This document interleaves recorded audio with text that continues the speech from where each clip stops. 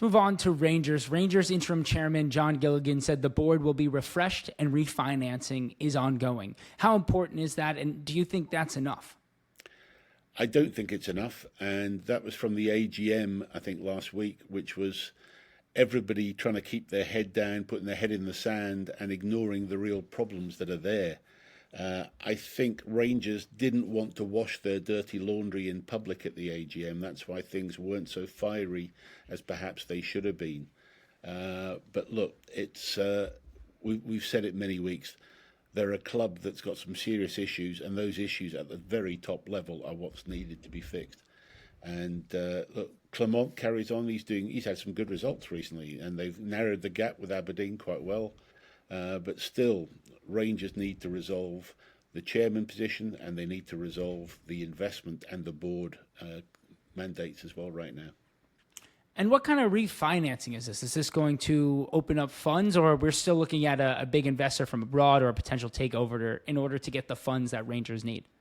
It isn't the case of refinancing. That would be putting a Band-Aid over things. They've got to bring in some new investment, and it's got to come from somewhere overseas. So look, it's something they desperately need. They've got to restart the whole thing, as I've been saying for weeks.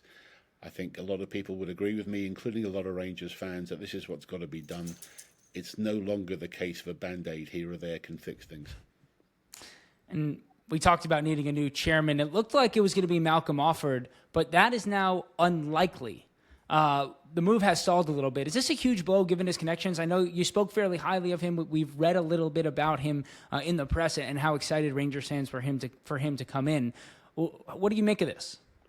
Yeah, well, I thought he was good news because he has got a very strong pedigree in terms of investment banking and banking in general and investment. And I thought he wouldn't be taking on the role unless some investment was going to be there. Either he was bringing it in or somebody else was going to help him with that. Look, I don't know what's going to happen, but he would have been a very strong candidate, and I thought that was a glimmer of light for Rangers. If they're back at square one trying to find another chairman, it could mean two things. It could mean that there is a big problem, or secondly, that there's a new group coming in that wants to be the chairman. And so we'll have to wait and see. Everybody will hope it's the second in terms of Rangers fans, but the reality is there's been no jungle drums beating, and these sort of things, normally you hear rumours before they tend to happen. So maybe they're still out there trying to pitch for it. So we'll have to wait and see. But I'd have hoped that the new chief executive would have had a new chairman to join him as well. And I think the new chief executive, Patrick Stewart, I think starts after the cup final. So he really needs a strong board to help him as he goes forward. And do you think Patrick Stewart will have a say in trying to find that right chairman to come in or use his connections? Obviously, he was at Manchester United before. How do we find a new chairman for Rangers that fills the shoes that need filling?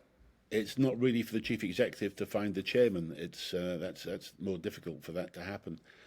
He will have some connections, but I think he would have been picked, and I thought he was picked with a view that the chairman would already be coming in place. And he may have come because of somebody that he thought was going to be coming. So look, we've just got to wait and see how that pans out. But the present board at Rangers, they've got to really look at themselves, and there's got to be some hard talking. I'm afraid some of them have got to go, and they've got to make way for some new blood to come in and try and do things differently. And you spoke about Patrick Stewart coming in the day after the Cup final. Do you expect for us to chat next Tuesday, 2 days after the Cup final, and talk about Philippe Clement being sacked after a defeat to Celtic? Obviously has such a poor run of form in that specific fixture against Celtic and how important that is to the fans. Will that be the last straw? I think that would be another huge mistake. I think I've said many times, Clement is not to blame for this. The Rangers board have sold players and haven't bought well. It's not Clement's fault they're in this mess. Celtic are light years ahead, both financially and on the pitch right now. But it is a cup final, and we both know in an old firm game anything could happen. Rangers could pull off a miracle, but I think if it's a 6-7-0, then there could be some heads have to go. But I still don't think, even if that happened, Clement should be the one that should go. It should be the board. And Rangers and Celtics Celtic charged for fans' pyrotechnic displays. Could fines continue to increase for these issues, or are these fines of a large sum?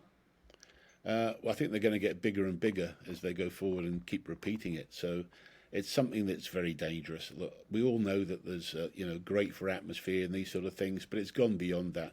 And I've had experience of it in grounds when it can be really dangerous, particularly in some of the older stadium, like even at Aberdeen.